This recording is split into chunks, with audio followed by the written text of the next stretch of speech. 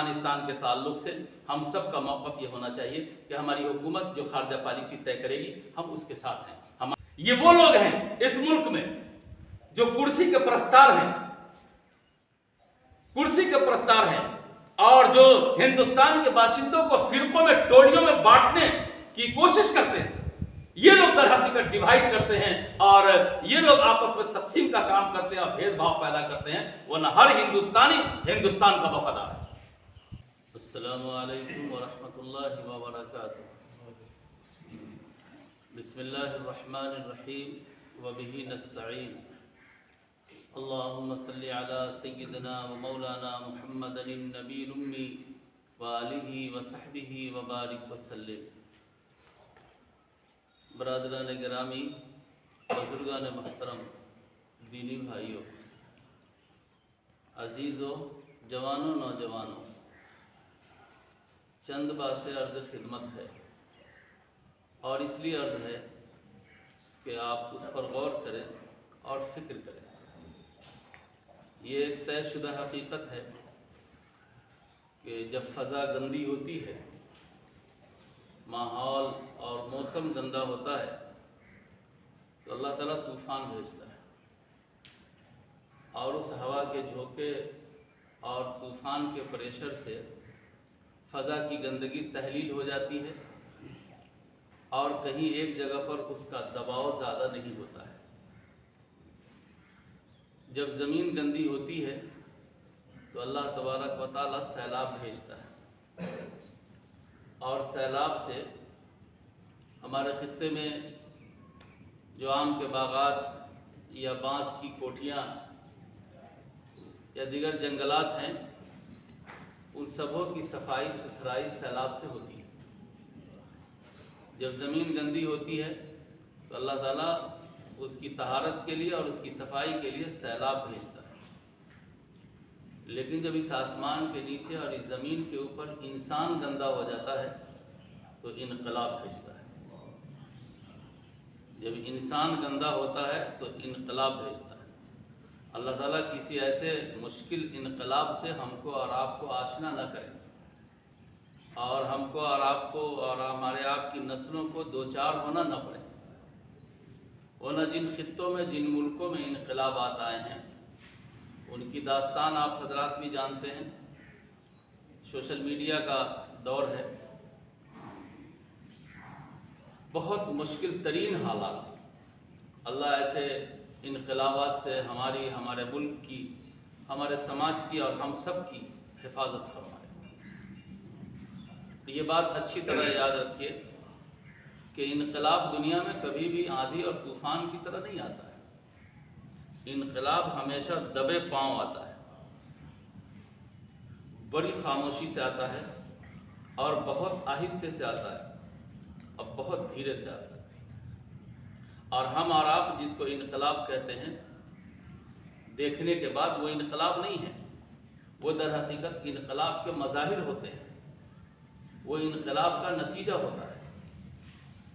جو تبدیلیاں رونما ہوتی ہے، ہم ان تبدیلیوں کو دیکھ کر کہتے ہیں کہ فلاں ملک میں اور فلاں اسٹیٹ میں اور فلاں صوبہ میں بڑا انقلاب آ گیا.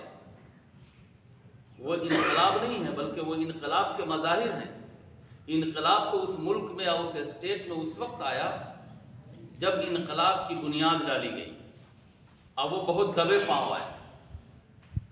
اس حقیقت پر تھوڑا دماغ لگائیے گا تو بہت کچھ آپ کو سمجھ میں آئے گا. اس وقت ہم سے اخباری نمائندہ اور سوشل میڈیا پر کام کرنے والے احباب پوچھتے ہیں افغانستان کے تعلق سے کہ افغانستان میں جو نئی تبدیلی آئی ہے اور نیا انقلاب آیا ہے اور نئی حکومت آئی ہے، اس کے بارے میں پوچھتے ہیں. اور یہ پوچھنے کا سلسلہ تقریباً 1 ہفتے سے زیادہ سے ہے. لیکن میں نے کہا کہ میں اس وقت کوئی جواب نہیں دے سکوں گا آپ کو. اس لیے جواب نہیں دے سکوں گا کہ افغانستان کا نظام اور وہاں کی حکومت ظاہر ہے وہ ہمارے دائرے میں نہیں ہے، ہمارے ملک سے باہر کا نظام ہے. اور جو نظام ملک سے باہر کا ہو، اس سلسلے میں ہم اپنی حکومت کی پالیسی کو دیکھیں گے. جب تک ہمارے حکومت کی پالیسی سامنے نہیں آ جاتی ہے اس وقت ہم نہ کوئی بیان جاری کریں گے اور نہ کوئی ہم آپ کو بیان دے سکیں گے۔ اور پھر ہمارے بیان دینے کا معنی ہی کیا ہے؟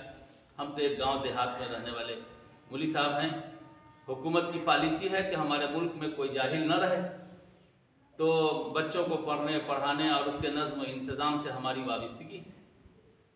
لیکن افغانستان میں جو کچھ ہوا یا جو کچھ آیا وہ در حقیقت ایک دن دو دن کا نتیجہ نہیں، بلکہ افغانستان کو سب سے پہلے روس سے آشنا کیا، اور روس نے جو افغانیوں کے ساتھ دشواریاں پیدا کی، مشکلات پیدا کیے، وہ بیان سے باہر۔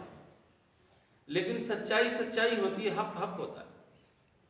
روس کو بھی وہاں سے جانا پڑا، پھر افغانستان پر امریکہ مسلط ہوا، اور امریکہ نے بھی افغانی بھائیوں ہی کی مدد سے اور انہی کی فوجیوں کی مدد سے جو ملک کے اندر مظالم ڈھائے اور جو خون ہوا اور جو عورتیں بیوہ ہوئیں اور بچے یتیم ہوئے اور معصومیت چھینی گئی، وہ بھی ایک بڑی تاریخ۔ بہرحال افغانستان کے تعلق سے ہمارا اور آپ سب کا یہ موقف ہونا چاہیے، اور پورے اعتماد کے ساتھ ہونا چاہیے کہ ہمارے اس ملک کی حکومت ہے، اور جو حکومت ہمارے ملک میں ہے وہ جمہوری سسٹم سے ہے، اور ہمارے ملک کا نظام جمہوری ہے۔ یہ الگ بات ہے کہ جمہوریت میں ووٹوں کو گنا تو جاتا ہے، تولا نہیں جاتا ہے۔ جمہوریت میں ووٹوں کی گنتی تو ہوتی ہے، لیکن ووٹ کو وزن نہیں کیا جاتا، تولا نہیں جاتا۔ یہ کس کا ووٹ ہے یہ نہیں دیکھا جاتا، صرف ووٹ کی گنتی ہوتی ہے۔ حکومت جو ہمارے ہاں تشکیل پاتی ہے وہ ہمارے اور آپ سے تشکیل پاتی ہے۔ ہمارے اور آپ کے ذریعے سے جو حکومت تشکیل پا چکی ہے، ان کے یہاں خارجہ پالیسی کو دیکھنے کے لیے مکمل سسٹم ہے، نظام ہے، وزیر خارجہ موجود ہیں۔ جو پالیسی ہماری حکومت اس ملک کے افغانستان کے تعلق سے طے کرے گی، ہم اس کے ساتھ ہیں، ہم اپنی حکومت کے ساتھ ہیں، ہم اپنے ملک کے ساتھ ہیں۔ اس لیے اس میں الگ سے کوئی 1.5 اینٹ کی دیوار کھڑی کرنا اور دماغ میں دیوار قائم کرنا یہ ہمارا کام نہیں، ہمارے ملک کے لوگوں کا کام نہیں۔ جو لوگ افغان میں آنے والی حکومت کو ہم سے جوڑتے ہیں، آپ سے جوڑتے ہیں، دارالعلوم دیوبند سے جوڑتے ہیں، تبلیغی جماعت سے جوڑتے ہیں، جمعیت علماء ہند سے جوڑتے ہیں، یہ افسوسناک بات ہے۔ مجھے نہیں لگتا ہے کہ ان کے دماغ کا توازن ٹھیک ٹھاک ہے، یا انہوں نے کچھ تاریخ کو پڑھا ہے، یا کچھ ہسٹری ان کے پاس افغانستان کی یا ہندوستان کی ان کے پاس ہے۔ وہ ایک نشے میں مخمور ہیں، ایک دھارے پر چل رہے ہیں، ذہن ایک رخ کا بنا لیا ہے، اور اس کے نتیجے میں کسی تنظیم سے اور خصوصاً دارالعلوم دیوبند سے افغان کے نظام پر، نظام حکومت کو اور وہاں آنے والی حکومت کو جوڑنا یہ افسوسناک بات ہے۔ یہ اپنے ہی درمیان خلیج پیدا کرنا، اپنے ہی درمیان دوریاں پیدا کرنی۔ یاد رکھیے، افغانیوں نے اور افغانستان کے لوگوں نے کوئی بہت بڑا کام نہیں کر لیا، وہ کسی دوسرے کے ملک پر قبضہ نہیں کیا۔ اگر وہ کسی دوسرے کا ملک چھین لیتے تو ہم اور آپ کچھ بولتے۔ اب ملک تو افغانی کا تھا، اور افغان پر دوسرے ملکوں نے آ کر کے اپنی عیاری، اپنی دسیسہ کاری اور اپنی ریشہ دمانی اور اپنی زور آزمائی اور اپنی طاقت و قوت کا محور و مرکز بنا دیا۔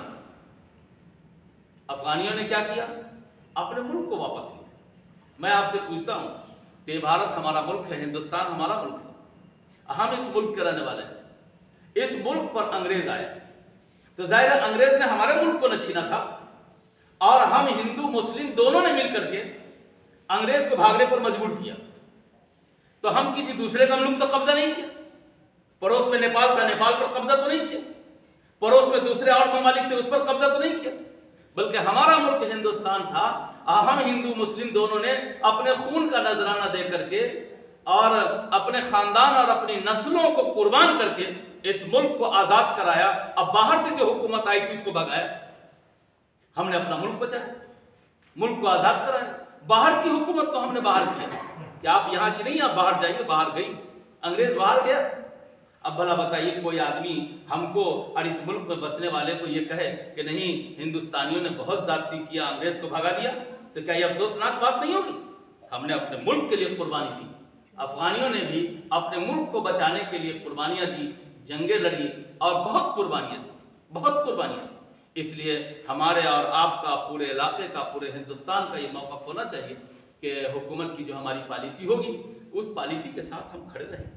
ہم کو ہمارا ملک پیارا ہے، یہاں کا دستور پیارا ہے، ہم اس ملک میں ہیں، ہم اس ملک کے سسٹم کو دیکھیں گے اور سمجھیں گے، ہم اس کے معاون بن کر رہیں گے۔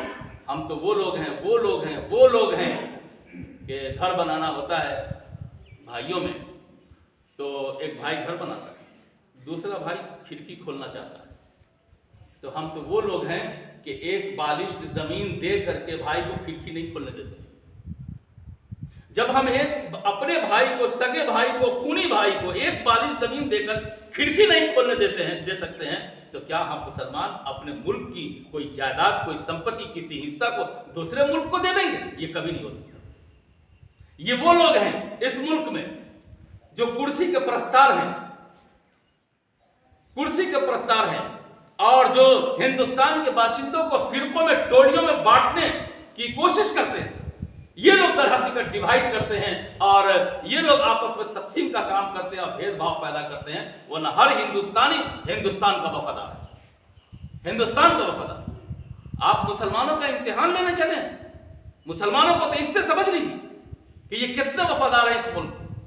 ان کے لیے بہت کچھ امکانات تھے، لیکن سارے امکانات کو اپنے ملک کی محبت پر قربان کر دیا، اور آج بھی ملک کے وفادار ہیں، کل بھی تھے اور آئندہ بھی رہیں۔